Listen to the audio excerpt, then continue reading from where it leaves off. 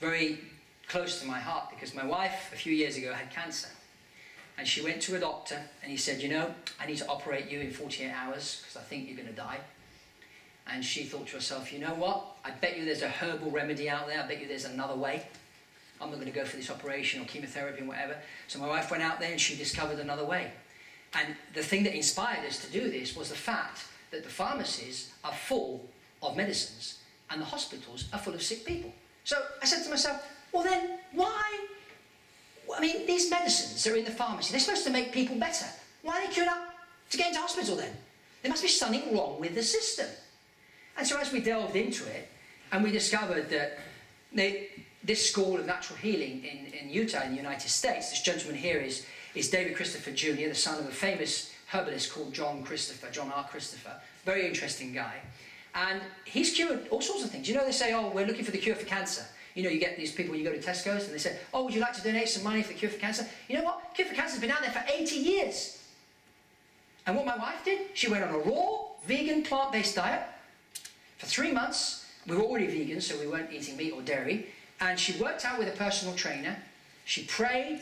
She did all this positive stuff.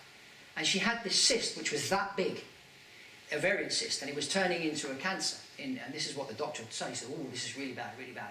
And within 3 weeks, that cyst went down to 6 centimeters, and 3 months later, it had gone completely.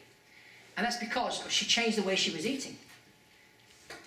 So it was the food that you're putting on your plate that was actually killing you.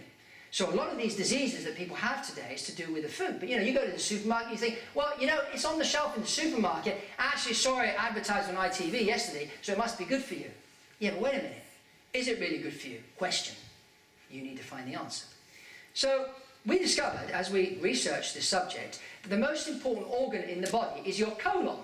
Now, the photograph to the bottom there, this is what a healthy colon looks like, and at the top is what an unhealthy colon looks like. And that will depend on the food that you eat.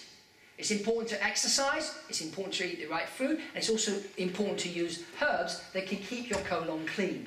Because if your colon's clean, then your mind's going to be clean. And looking at the body, and those Chinese students that are here in the room will understand this probably better than others. In Chinese medicine, they look at the body, and also in Indian Ayurvedic medicine, they look at the body as a whole. Not, oh, I've got a poor little finger, or I've hurt my knee. We've got to look at the body as a whole, because anything that you do to the body will affect other areas as well. So we discovered the colon is the most important organ in the body. It's not the brain, it's not the heart, which is what most people think. It's actually the colon. So, what do we eat? And this is the pyramid that we follow. A plant-based diet, as much raw fruit and vegetables as possible. And again, you're probably thinking, well then what do you eat? Where do you get your protein from? Which is the number one question people always ask. You get protein from coconuts. You get protein from all sorts of green vegetables as well. If you look into it, if you do your research, you'll discover a whole new world. But above all, you'll have more energy. And when you have more energy, your brain functions better, you perform better, you achieve your goals. So health is really, really important element.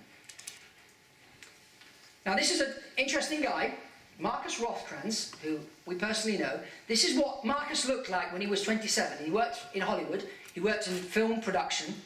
He was one of the video guys, did all the editing and this stuff. And this is what he looked like when he was 27 years old. And he was really, really sick. He had all sorts of problems with himself. Then he discovered the raw vegan diet and he changed himself. And this is what he looks like now. You think they're two different people, but it's the same guy. So if you can go from that to that, 20 years later you look younger than you did when you were 27. That was done because of the food that he was eating. But above all, he changed his mindset first, and because he changed his mindset, it allowed him to change the way he ate. Because he went out there to look for the information, bring it in, apply it, and that's the result.